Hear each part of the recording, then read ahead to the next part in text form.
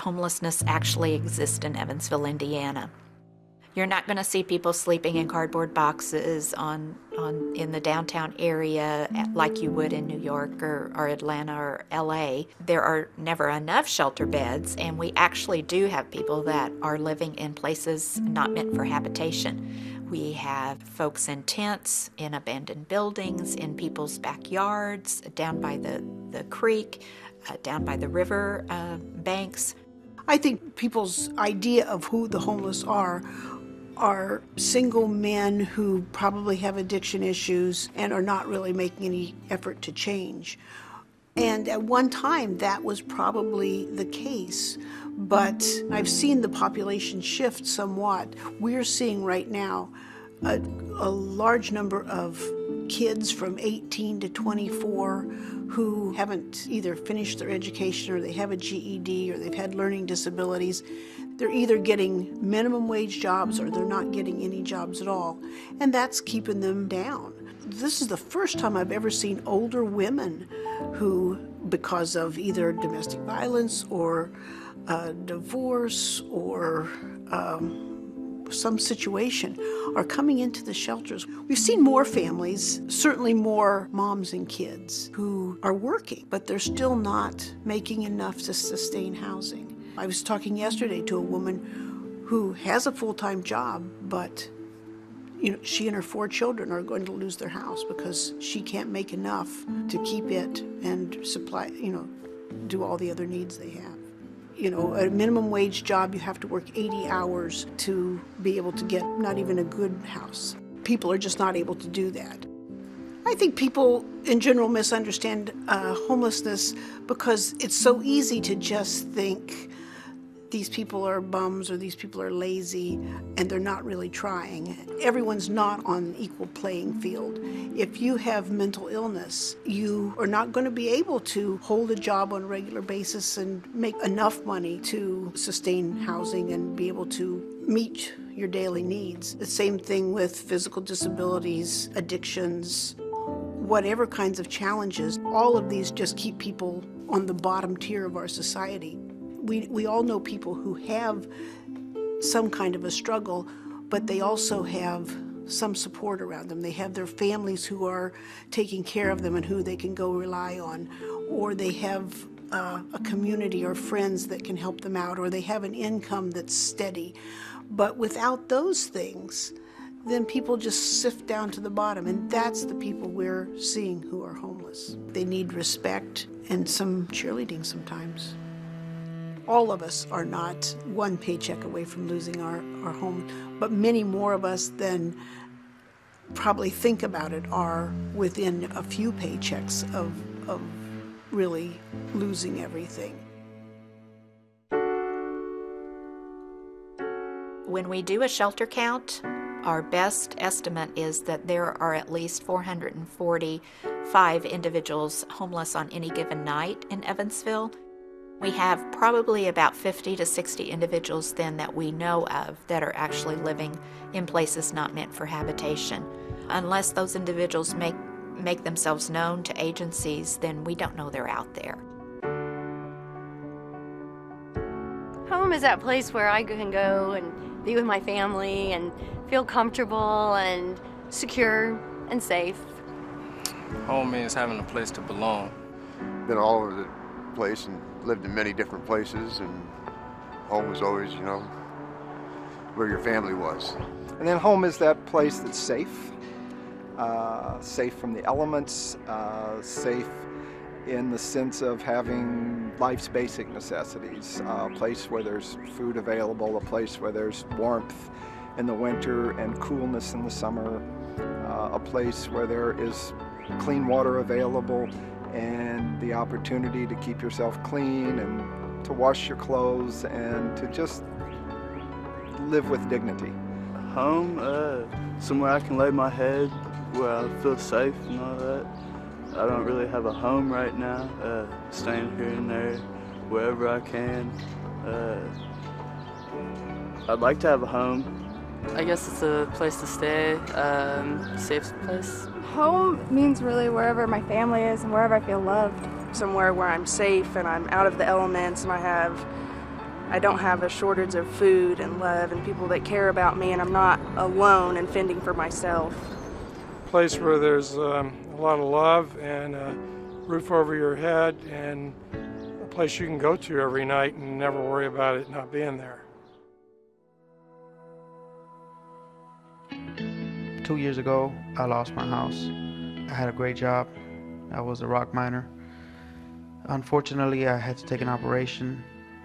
Things went south after that. I couldn't work at my usual work. We literally hit rock bottom. We couldn't get back on our feet on our own. I had them staying with friends, 3 different friends, so that was 3 different moves. I was staying in my car, taking showers in friends' houses. Not being with my son completely tore me apart. It was horrible to pretend like I'm laying down with him and wait till he falls asleep to go sleep in my car. At my program where I volunteer at, I heard about Aurora and I heard about their rapid rehousing. What I liked about Aurora, they don't treat you differently. They don't look at you differently. They don't judge you. Aurora made me feel so comfortable. I felt like I can open up. They were always on the phone with me, always contacting me. My case manager's tremendous. People in Aurora, how they bend over backwards just to help you, to get blankets or just basic things that people don't really think about until they really need them. I'm so grateful for everything they've done for not only me but for my family. And my son, who's 5 years old, he sits down next to me. He says, "Daddy, it don't matter if it's big or small, as long as we're together, that everything's gonna be okay." So that gave me the little strength, you know, and I prayed about it and I said, "Lord, you know, help me get through this." Let alone the very next day I hear a phone call from Aurora and everything's a go. We go see the apartment and it turns out to be bigger than the apartment that we had, less expensive. My son was so excited. He was running around showing everybody his room. He said it himself. "Thank you, God. I'm grateful." After that, when they sat down with us and told us how much they're going to help us financially, we were able to financially get back on our feet. You know, pay off certain debts that were holding us back. I'm able to go back to school. We're able to pay off the car. And for the first time in 3 years, my son's going to have a good Christmas thanks to this program. I can't emphasize how important Aurora's rapid rehousing is. I fell, landed back behind myself, put all the weight on this poor little arm, and broke my wrist and my forearm. I had to have surgery.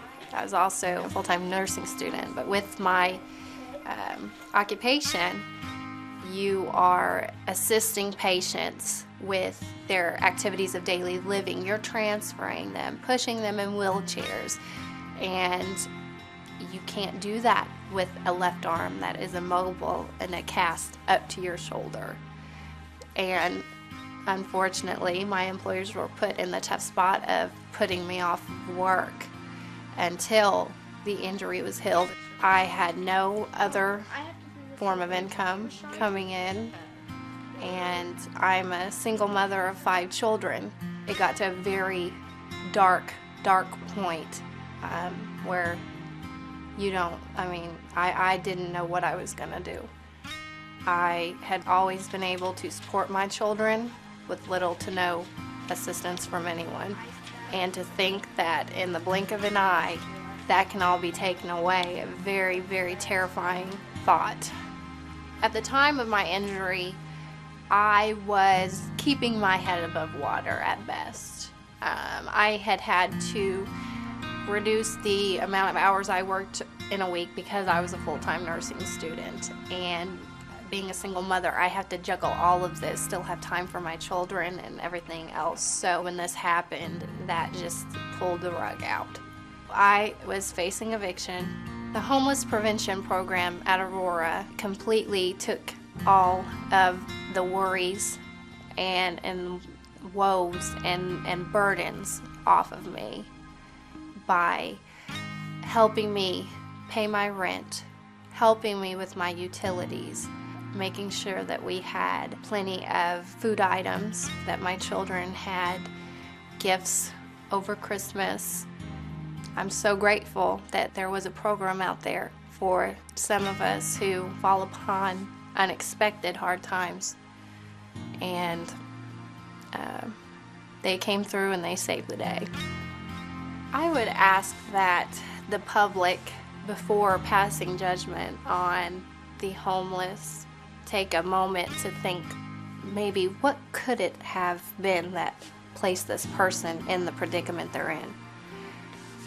I can tell you from personal experience, I'm not a substance abuser, never have, never will. I've worked since I was 14 years old.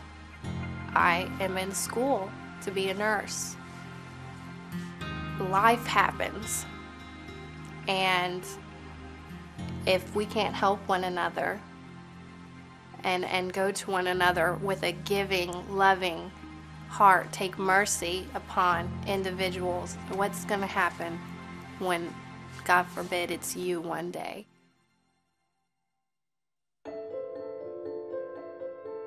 I was living in a house with my ex then. He was very abusive. We had a situation happen and he went to jail, so that was my opportunity to leave. I went to Albion. I lost my job because of the situation and everything, so I was just down and out. It's really hard to find a job when you're in a shelter. You go out, but you don't do your best. That's how it was for a little bit. I shipped out of boot camp like 5-6 days after I left high school and graduated. I was still living at my parents' house after I came back from the military, and I kind of had a little celebration party with a couple of my friends. I was 21 back at home, and we got drunk, and I didn't really even drink, but we got drunk, of course, and I did something I shouldn't have done, and I got myself kicked out of the community where I lived at, and then that's how I ended up in that situation. My parents had looked up some online resources, so we'd packed up a couple of my belongings, clothes, hygiene, the necessary items only. That was a change already, not being able to take a television set, not being able to take the personal belongings that you really want to take with you, just because you won't be able to carry them all day when you're walking the streets, trying to find a job or whatever you may do. A homeless shelter was totally not what I was expecting. Man, I'm a 21-year-old youngster at the time, and I'm there with men who are 30, 40, 50. There's some who are 70, 80 years old. Everybody's got a different story. And I just got to think to myself, man, my life has more meaning to this. I've done so many great things in my life. Why do they have to stop now? So I walked out of there. At that point, it was kind of when I started actually sleeping on the streets. You could say literally sleeping on church stoops at night, sleeping on the bus terminal benches, sleeping at the riverfront under the pillars. It's not a situation that's enjoyable. Being homeless makes everything so much more difficult to do. The first thing, of course, was trying to find a job. Next thing, of course, was trying to find place to sleep every night, steadily, and that just became difficult. Nights of rain, nights of storms, wind, snow, etc. And I've slept in it all, believe me. Came right back to the homeless shelters every single day, eating food and doing the same routine again, jobless, broke. 2 summers ago, I came across my wife, Renee, well, soon-to-be wife, and she was staying at the women's shelter too. And we just sat down and talked one day just about ambitions, just about how this wasn't our lifestyle, it wasn't made for us, we just wanted to get out of this, and we really connected at that point. I met my husband, and I think I got fed up. Who wants to live their life going to a shelter to eat, sleeping outside in the cold, or the extreme hot, walking around town? You get tired. The first time we had to sleep outside, we slept by the library. It was so cold. And I remember I was trying to stay strong, and Jared just started crying, and it was bad. She had found a job making pretty good money, and that was enough to get us in, to the hotel. We were paying 2 weeks at a time, and even that way, you still can't save the money to get an apartment or anything. I mean, it's better than living on the streets, but, you're living in a hotel, and there's roaches. Somebody got murdered in the same hotel we were in. It was better than what we were doing, but it was still bad. We were paying $600 a month for a little room. We had been debating, since I had a job, whether or not we should just go back to being homeless and save up the money. We didn't want to go back, but we decided that we should. Went back to our friend's house, and he was reluctant to let us stay in his backyard in his tool shed. It was a concrete little bricked-in rectangle in the back of his yard, a little just old brick tool shed. And we slept in there for, I want to say, probably a month, just until she had earned enough money, and I still wasn't working and still couldn't find a job. Oh my gosh. It was so gross and dirty and stinky, and it just, it was a shelter, you know. We didn't get rained on, but it was still cold, you know. Nights where you're sitting there, you're shivering, and you can see your breath. When we first came across Jared and Renee, they were living in a cinder block shed that had just kind of a plywood door over the front. It was like December, so it was very, very cold. And, you know, they were sleeping in there, and they were not very high barrier clients. You know, there was no real developmental issues, or didn't seem to be any addiction issues. You know, it just kind of the circumstances had piled up on them and kind of became insurmountable. At that time, Renee was employed full-time. And like I said, that's what initially just really blew me away is, wow, she gets up every day, wakes up in the shed. It's so cold, you know, she's got to go down to the shelter and walk maybe a mile or two to get some breakfast and take a shower or wash her clothes. But then she's still going to report for an 8 or I believe sometimes a 10-hour workday. You know, how impressive that was, that she seemed, you know, dedicated to actually making some positive change in her life. Ultimately, at that time, she wasn't able to, and she lost that job and was able to get another one. You're so stressed to the max already. Where am I going to sleep tonight? Where am I going to eat? How cold is it going to be? Worrying about things like getting to work the next day, or do I have a job, or getting to school, or, you know, getting to this appointment becomes much more difficult. So I started talking to him along with Aaron, the case manager that I've been working with, and we just, you know, kind of started talking about what can we do to help. We started looking for employment for Jared, and we're able to find that. And then we started working on some kind of budgetary issues, and really just kind of helped them get their ducks in a row. They were very motivated, and they definitely, the success was definitely theirs, you know, and it was neat to just be able to watch that and kind of, you know, just observe that, you know, the change that people can make. Aaron and Chris, they were there for us from day one that we talked to them. David took me out job hunting, probably put in 50, 60 apps at least, you know. I mean, they would give us the bus tokens for her so she can get to work if, you know, they couldn't run me around in their vehicle, which was way easier than taking the bus line. That was the first time in a long time that I had seen him motivated. And, I mean, he came back and he was so happy. Being on your own is difficult, but being on your own with somebody there to motivate you a little bit, maybe give you that extra little push, that really helps a lot. Well, as far as getting the place, after a month of sleeping in the shed, they provided all the resources we needed. By that point, I already got my job. Aurora just stayed on top of us with the job searching, stayed on top of us with our progress as far as, you know, how far you guys, how much money do you have put back right now, you know. They overlooked everything that we even thought about. You know, if there's something to overthink, you know, some things we don't even catch, you know, as far as details, what, you know, rent, you know. Chris and Aaron came to me one day and they said, hey, brother, look, she's not even going to get her next paycheck and you're not even going to get paid by this date yet, you know, and rent's due on the 1st, it's late after the 5th, and she's not going to get a check until the 8th to pay that following rent, you know. Something like that we didn't even catch, and that's when we had relied on Aaron and Chris and Aurora because by the time we paid all the money to move into this apartment, we were broke. We didn't have, I think, $9 to our name, and that's not enough bus fare for her, and if we didn't have them, we wouldn't have a bed, we won't have, you know, a nice bed, we won't have, you know, linen, we won't have anything, not tables, furniture, we won't have anything at all. No matter if it's used or new, like, it's just great to have things and to have a home. It's ridiculous how good it feels just to come home and be able to sit on a couch or wash dishes or lay in a bed. When I retired, I knew that I wanted to spend some hours of my life, the rest of my life, volunteering. My daughter, of course, works for Aurora, and I enjoy it, and I think it's a valuable program. One of my main jobs is taking care of the kids that go out. Whenever they find someone who has been homeless, a home to move into, they give them a kit to get them started with, I would say, the necessary things you need, such as bedding and towels and dishes and cleaning utensils, cooking utensils, and hygiene products that they need. Being homeless, they're out in the climate that is not good. They're more prone to sickness. They're more prone to being hurt. So the staff at Aurora, their main job is to try to find those people a home, someplace to live.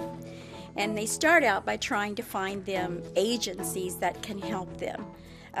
If they have problems with drugs or alcohol, they try to find an agency. If they need doctor's help because they have some kind of physical ailment.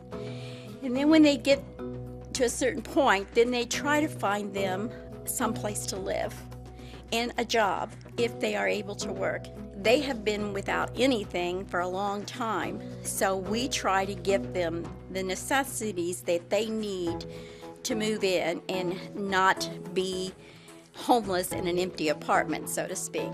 Those things can be clothes, those things can be furniture. Sometimes we give them rugs, we have all kinds of things donated. And so whatever we have available that they need, then we try to give that to them to help them start out. But I just put aside one day a week where I'm going to come in. So I think you just have to decide what you want to do with your time. I feel like I have been blessed, and I feel like I need to pay that forward and to help others who do not have the things that God has provided me and my family with. So I make time for it. One day, Aurora had posted something on Facebook saying that, they needed help for a big event coming up and to contact them if you might be interested in helping. And I did that and immediately got a response back. They were going to be putting on a new fundraiser and they needed a lot of help with that. So I had just gotten our youngest child into kindergarten and thought, this is a good time. So I came down for a meeting and worked the event. My wife got me interested in Aurora when I found out that it was to help the homeless, and that's always been something really close to both of our hearts, because the homeless have such a hard time, out in the weather and everything. I always wanted to be able to help them out. Website design was something I could do to contribute something. What I've been doing is to try to help keep that site updated and try to keep the public informed of things that are going on. And that's kind of along the lines of what I do on a daily basis anyway, and this is something that was within my comfort zone. I wanted to be able to help a really great organization. Primarily, I'm working with Luann in charge of the finance area. But she also takes care of the computer problems when people call in. So the idea is that there's enough work to do that she can't get around to fix all the problems that are there. And then sometimes it gets into some technical areas. So she just needs general advice and what type of technologies are out there to solve different problems that she's seeing. So she calls me and we get together and talk about it. Mostly it's been reloading the donated computers and making sure things are running as fast as possible and people are able to get their jobs done with the equipment that's been given to the group. We never turn away anyone that wants to help our organization grow and continue what we do. However, we do have special events throughout the year. Trivia Tonight is one we've done for several years. And then we also have added another event called the Midwest Gingerbread House Competition. So that's a chance for people to come out and support us by building a gingerbread house. And then if they're not really skilled in that type of creative way, then they can also just come to the event and see what we have to offer and then have a chance to donate on the spot. When I first came in to my first meeting about the gingerbread house competition, I was kind of worried about it because I thought, I don't have any skills in fundraising. I don't have any skills in working with homeless. So I was a little concerned, but Aurora staff quickly put me at ease. I joined the Gingerbread Committee. It's one of the events that started last year that Jamie implemented, and we had a day of making gingerbread houses and having a lot of fun, and there's a lot of entertainment and things like that, and I helped do the silent auction and put that together.